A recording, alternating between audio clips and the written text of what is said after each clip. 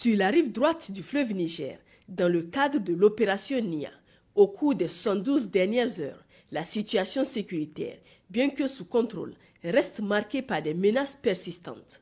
Les forces de défense et de sécurité ont mené plusieurs opérations, notamment la sécurisation d'un important convoi stratégique en provenance du Burkina Faso, la neutralisation de plusieurs engins explosifs improvisés et l'intervention suite à une attaque contre le village de Garbounia.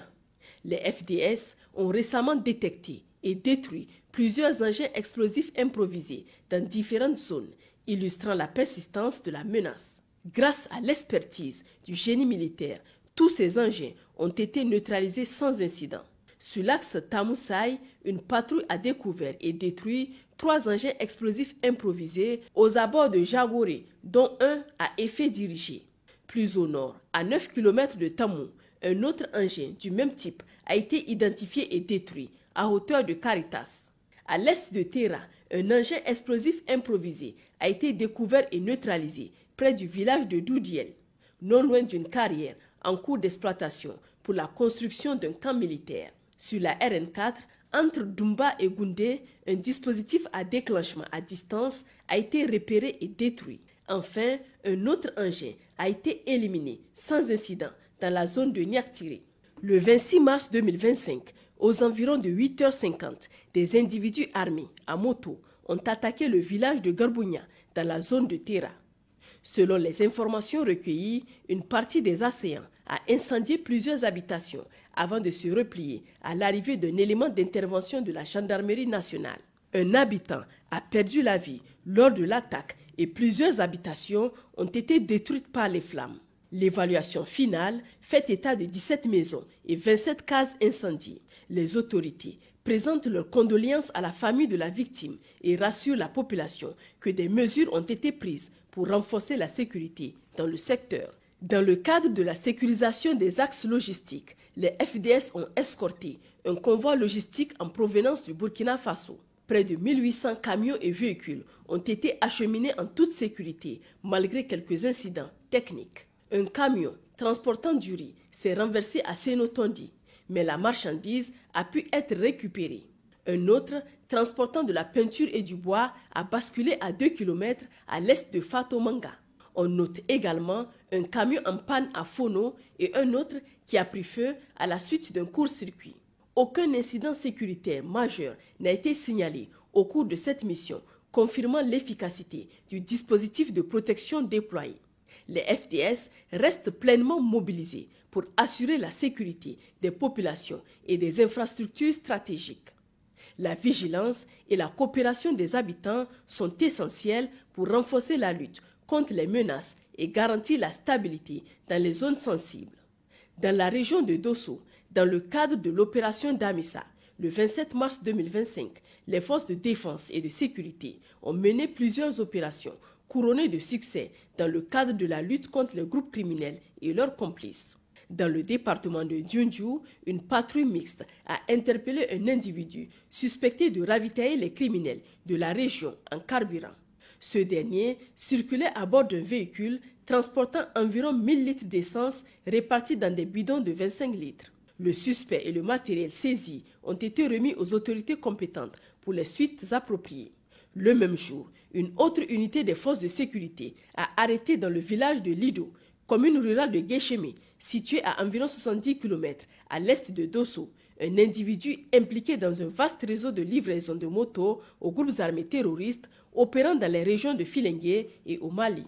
Cette arrestation marque un coup significatif dans le démantèlement des circuits de ravitaillement en moyens de transport essentiels au mouvement rapide et aux attaques des terroristes.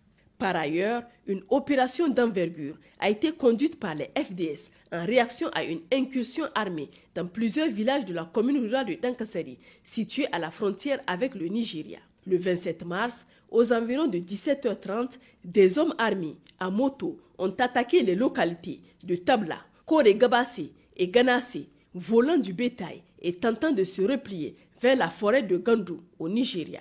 Alertée, une patrouille des FDS de Dankasari est intervenue rapidement et a essuyé des tirs nourris. Une riposte vigoureuse a contraint les assaillants à battre en retraite en direction du territoire nigérien.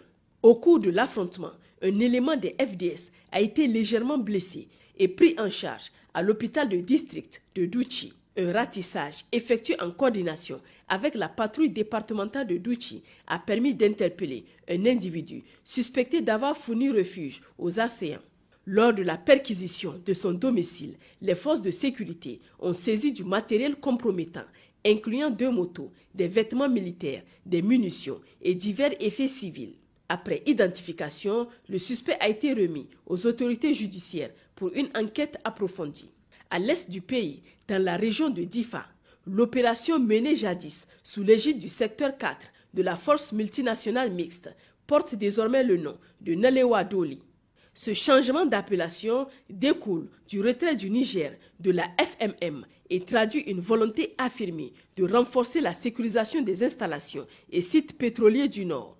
Sur le plan opérationnel, la situation sécuritaire est restée stable et maîtrisée au cours des dernières 72 heures. Profitant de cette accalmie et du mois béni de Ramadan, les forces de défense et de sécurité ont organisé une distribution gratuite de kits alimentaires aux populations démunies de Difa, consolidant ainsi les liens de confiance avec les civils. Dans la région de Tawa, dans le cadre de l'opération Chara, le 28 mars 2025, aux environs de 13h05, les forces de défense et de sécurité ont interpellé un individu suspecté d'être un informateur et guetteur du groupe terroriste Lakurawa au village de Dogontapki. Alertés de la présence d'un homme inconnu longeant la ligne du pipeline au nord du village, les FDS sont intervenus pour procéder à son arrestation. Lors de son interpellation, il a déclaré être à la recherche d'une brebis égarée. Toutefois, son comportement suspect et le fait qu'il soit resté dans la zone depuis une semaine avec ses troupeaux ont renforcé les soupçons à son égard. En sa possession, les FDS ont trouvé un téléphone portable et un sabre, objets pouvant potentiellement être liés à des activités de repérage et de signalement. Conformément aux procédures en vigueur, l'individu a été remis à la disposition de la gendarmerie de Dankasari pour des investigations approfondies visant à déterminer ses liens éventuels avec le groupe terroriste Lakurawa. Chers concitoyens, à l'occasion de l'Aïd el-Fitr, symbole de paix et de fraternité, les forces de défense et de sécurité adressent leurs vœux de bonheur et de prospérité à toute la communauté musulmane. Ensemble, protégeons notre nation, restons vigilants et signalons toute activité suspecte aux autorités compétentes. Nos numéros d'appel d'urgence restent toujours disponibles 24 heures sur 24. Pour les forces armées nigériennes, le 40-40. Pour la gendarmerie nationale, le 40-00. Pour la garde nationale du Niger, le 280. Pour la police nationale, le 83-83. Vive le Niger souverain. Vive les forces de défense et de sécurité. Vive les citoyens résilients et engagés. Bonne fête de l'Aïd el-Fitr.